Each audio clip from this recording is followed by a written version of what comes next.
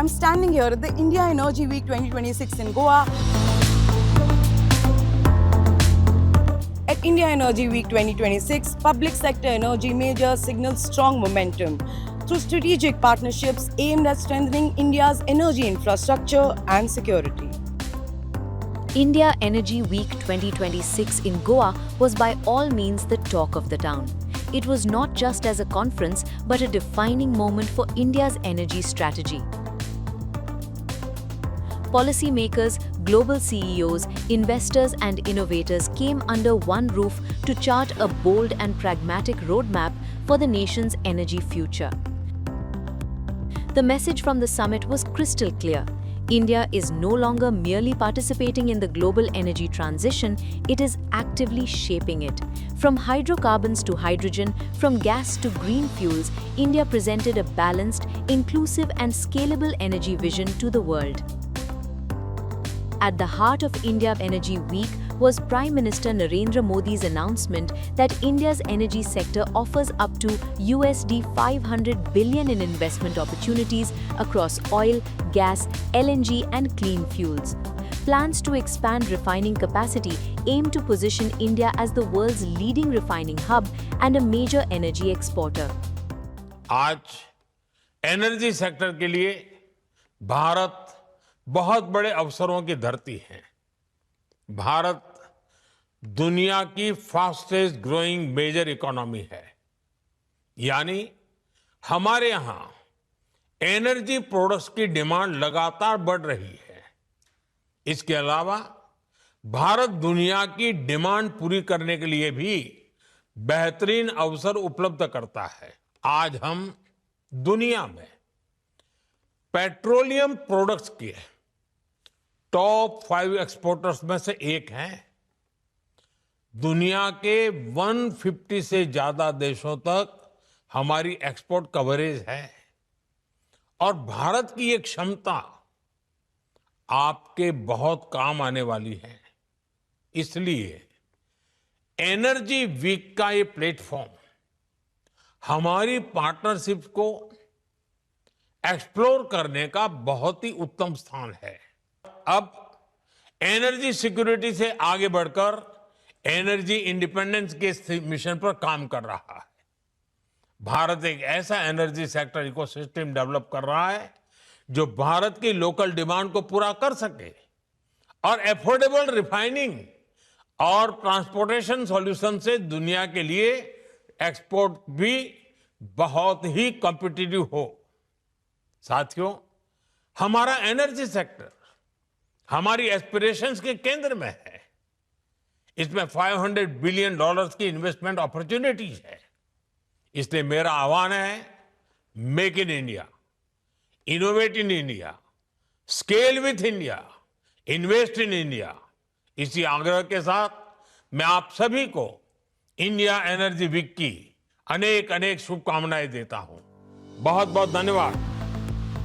Union Minister, Petroleum and Natural Gas Minister Hardeep Singh Puri also underlined India's approach, expanding clean fuels without disrupting affordability, reliability or energy access while keeping rural development and self-reliance at the core.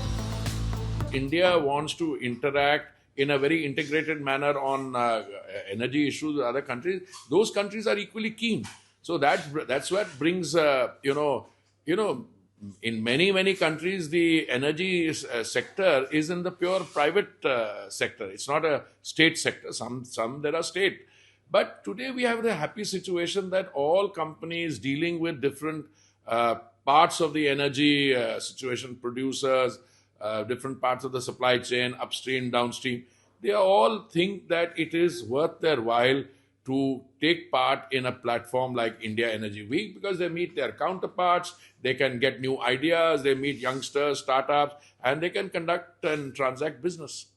So what about the clean fuels if we're talking about? We're talking about biogas, we're talking about CBG expansion, IGL has just signed the MOU. So can we talk about the different mix? And no, this is all, you should be ready for a situation that whilst we move from one to the other, we've already got 20% biofuel blending. We are also going into compressed natural gas.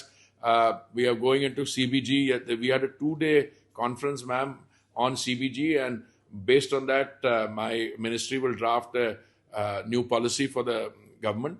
Prime Minister's absolutely high priority Prime Minister gives to this sector.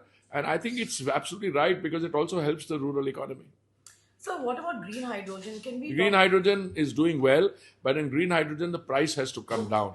So the price globally was about $4.5 for 1 kilo. We have, through 3 tenders, succeeded in bringing it down to less than $4. Once we replicate that on scale, etc., and it comes below $3, then there'll be a massive public policy desire to move to green hydrogen on a really scale. I mean, we are doing things. 2 of our refineries in IOCL are using it. I know that my colleague Ashwani ji is trying to get a train run on green hydrogen. We have buses running on green hydrogen, including 15 in Delhi. I saw a drone here the other day. So I think it's all doing very well. The partners and stakeholders also shared their views. I would like to tell that we got the award for the CGD Company of the Year. What that means is it is a space, as you know, where Maharatna of India are also present. All IOC, BPC, HPC, GAIL, big companies are there, along with the smaller ones. So coming out first in that speaks of our performance. As you know, IGL is the largest CGD entity in India in terms of volume of gas being sold. And going forward, as the Prime Minister said that century belongs to India, we feel that this decade belongs to CGD. And within that, the maximum growth rate as far as gas is concerned is coming from the CGD sector. Be it the mobility, be the transport, where the CNG and LNG will play a major role going forward. Because if you look at all the themes in the future, be it decarbonization, sustainability, circularity of economy, integrating rural economy, any of the themes you pick up, CGD is there in that, and it will be center stage, I think, for the next 10, 12 years. We see the growth and the kind of vision Prime Minister has given to increase the share of gas from 6% to 15%. So that motivates us to perform better and continue to do this. And awards like this are the icing on the cake. You can say that it motivates the team to do better. So you also signed MOUs yesterday. Can you take us through the details and the sort of impact we can expect? You see, we have signed 22 MOUs in the field of compressed biogas. There was a conference, 2-day conference on CBG also. So, as you know, there is a mandate to reach 5% blending in our CGD networks by 2030. Now, with these MOUs plus the earlier ones, what we have done is we have secured around 14% of the current capacity.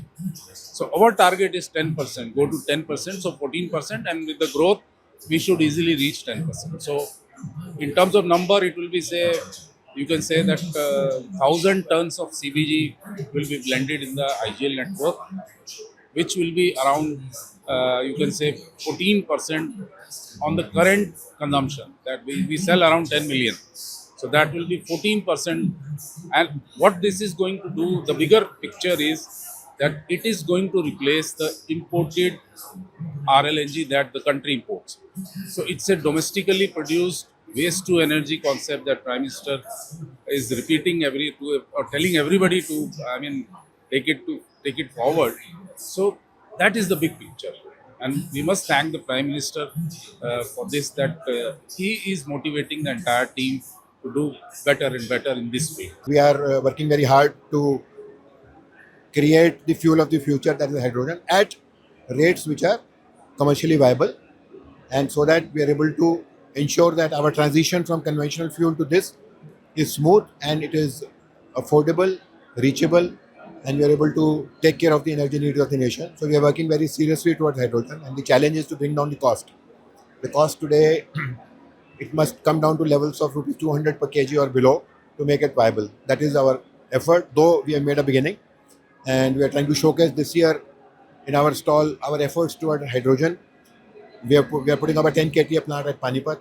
That is one effort, and then we are also trying to showcase Atmanirbhar. Towards that, we are whatever initiatives that Indian Oil is taking in that, we are trying to showcase that. And This being, these are areas in which we are going to do import substitution, so they are also extremely important for taking care of the energy needs of a growing nation like ours, in which the requirement of energy is massive, and also to take care of the increasing GDP of the nation, in which we also stand to benefit and grow. Absolutely. So what role, if you can just specify, do you feel Indian oil is going to play in the India's transition journey? Indian oil contributes today about 9% of the total energy of this country. Our aim is to take this up to 12% in the next few years. Indian Oil being the major energy supplier in this country, as far as today fuel is concerned, as far as fuels which are going to be the fuels of the future are concerned, as far as petrochemicals are concerned, which are value added products to the normal fuels that we use. Also, we are in a big way into gas now, that is the natural gas, and we are the second largest player. We are also into E&P, we are into explosives, we are into cryogenics. So we are available in the whole spectrum of energy requirements, uh, and we are moving, trying to ensure that we also, while taking care of the transition part, we also take care of the present day needs of this nation, and the country keeps moving. So in terms of technology and innovation, considering where we're standing here right now, what is most exciting for you at this point of time? At Anything this point, the most exciting is how to make the hydrogen story viable and affordable in terms of the numbers for this country. India's public sector majors made it clear. Hydrogen is no longer a concept but a scaling reality focused on cost, viability, and Atmanirbhar innovation. Hydrogen is a big thrust area, there is no doubt about it, and there is a big opportunity in this. And in fact, GAIL is one of the company which has taken this move forward steps. We started producing 4.3 ton per day. We have a PEM electrolyzer process of green hydrogen, and that is located in our Bijapur plant, which is a very huge place for gas compression and different pipelines, which is going passing through this place. And we have LPG production, C2 C3 recovery is also happening there. So it's a very huge plant, and is one of the first of its kind, where Jagdishpur pipeline, which was the first concept of the whole pipeline network established in the country, was established. So a 1700-kilometer pipeline, but thereafter one project after another project and the pipelines, there are many things happening here. So this is truly speaking, this is the representation of Henry Hub of India, the amalgamation of different technology in hydrocarbon sector, especially the AI, the way AI is being used for processing and hydraulics measuring and analyzing the different issues related to production and deliberations of forward movement, also logistics. All these things are being managed through AI, which was not happening before. So this is the new thing, and it is giving us a very good impetus in terms of our future growth also. So yes, technology is everywhere, and we are participating and we are implementing it as much as possible. Natural gas and hydrogen continue to emerge as critical transition fuels supported by technology-driven operations and nationwide pipeline infrastructure. EIL has been instrumental in redefining the refinery sector, especially bringing in new technologies. Recently, if you have heard about the one of the facility which is commissioned for HPCL Vizag refinery, that is resid upgradation facility. This is one of the world's first LCMX technology, and it's mainly for improving the bottoms recoveries up to 95%, which earlier used to be less than 70%. So this is one of the major achievements in the recent. In addition to this, we have many in-house technologies which we are providing to the clients. In HPCL Vizag refinery, we have given the mother unit CDU video, which is very energy efficient, and it has a least energy number we can per se, and it is world's most efficient refinery. In addition to this, we keep on doing innovation, especially for improving the energy efficiency across the refinery, and suggested many solutions to Indian refiners, which are being implemented across the refinery for improving the energy numbers. So would you say these are next emerging technologies, next gen like AI? What would you, if you would like to just comment on the level of technologies? Uh, AI is being implemented across the complete value chain, not only in the project deliveries we are doing, but across the refinery operations also for improving the asset integrity and reducing the downtime. Engineering capability, digitalization, and efficiency improvements were positioned as the backbone of India's energy transition. This LPG stall is we are showcasing refilling facilities. It's under approval. That model is entirely ready. Anybody can fuel their LPG cylinder. Go to this machine. Right from 0.5 kg to 14 kg, he can fuel it there only. Self-refueling. Likewise, we have got for CNG good print garage, because you know that CNG is a big transition fuel. It's a big focus from Ministry of Petroleum and Natural Gas, and we are helping conversion of people from traditional fuels to CNG, which is far more cleaner, both in terms of commercial as well as houses, PNG and CNG both. So we are showcasing a good print garage where anybody can come and get the vehicle retrofitted, get the explosive approval done for this for his vehicle. And India is going to be a big hub for data centers in future. Already Google, Apples of the world are coming to India, are seeking land for putting up the data centers. Any data center is of the size of football stadium.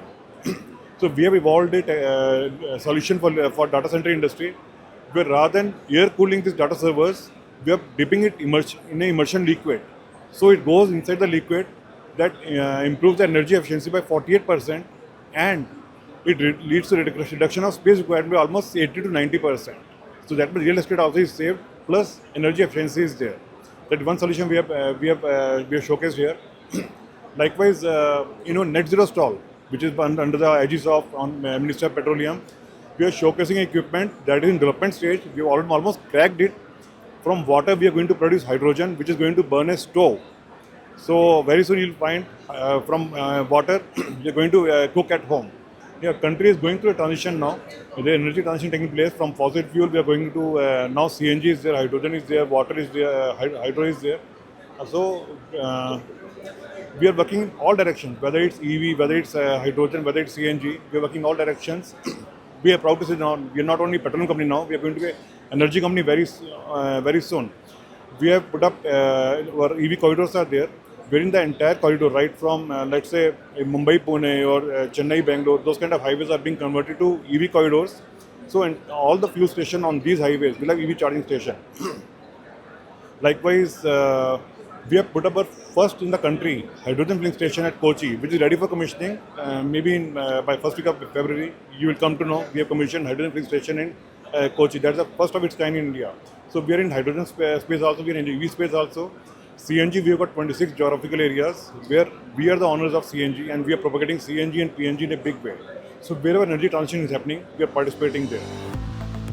From composite LPG cylinders to EV corridors and hydrogen stations, consumer-facing innovation took center stage. See, ONGC first time is trying to market the LNG in Indian market. So they have signed an agreement to bring the cargoes for storing and regasifications at our terminal so that they can market in the Indian context. They are also looking for the long-term contract signing.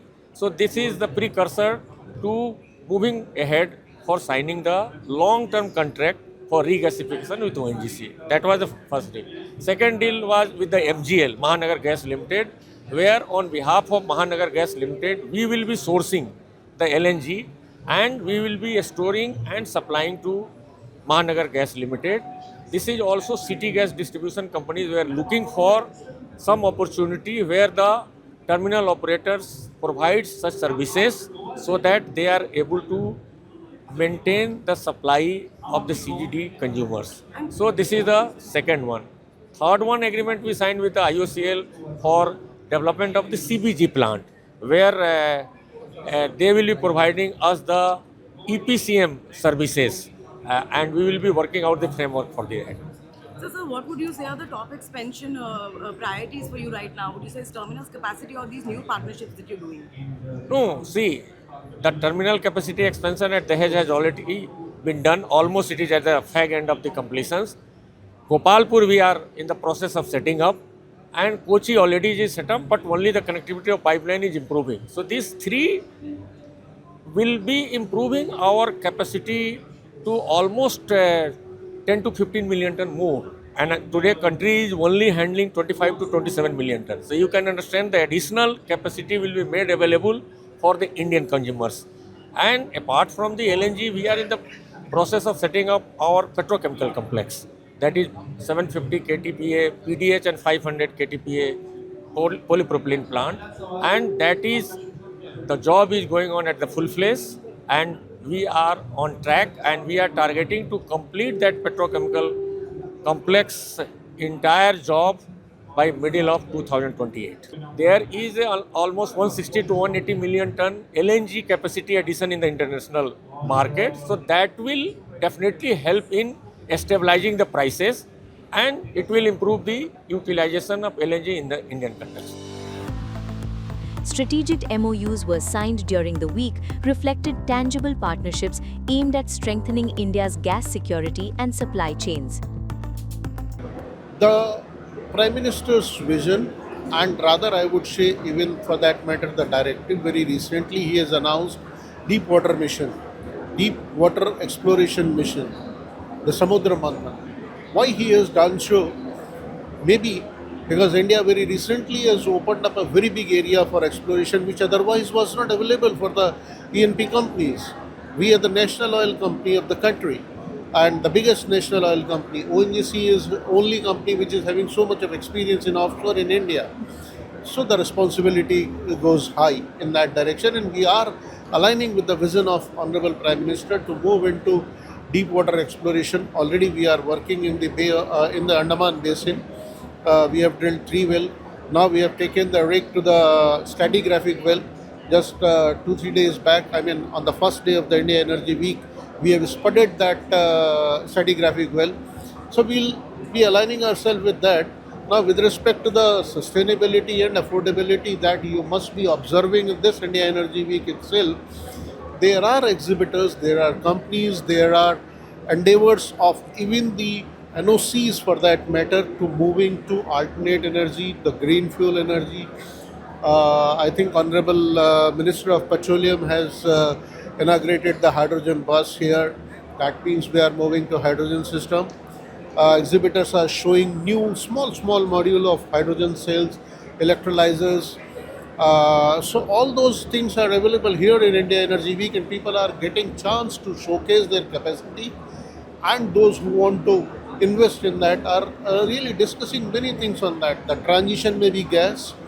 Again, Government of India's vision is to increase gas proposition up to 15% in the energy mix. Currently, it's coal, almost 55 or maybe little plus to that is the consumption of coal in primary energy mix. Gas is roughly 6 to 7%. So that means we have a very big capacity to consume more gas, which can be a clean fuel and a transition fuel. So that way, this event is very important for India. From deep water exploration to AI-driven production, ONGC highlighted how technology is reshaping India's upstream energy future. From policy clarity and massive investment opportunities to cutting-edge technology and strategic partnerships, India Energy Week 2026 reinforced one message: India's energy transition will be balanced, inclusive, and globally influential. As India strengthens its position as a central force in the global energy landscape, we will continue to bring you the latest updates from the ground. These agreements reflect a strong push towards building a resilient, technology-driven and future-ready energy ecosystem in India. From India Energy Week 2026, this is Nishtha Sharma. Subscribe to One India and never miss an update. Download the One India app now.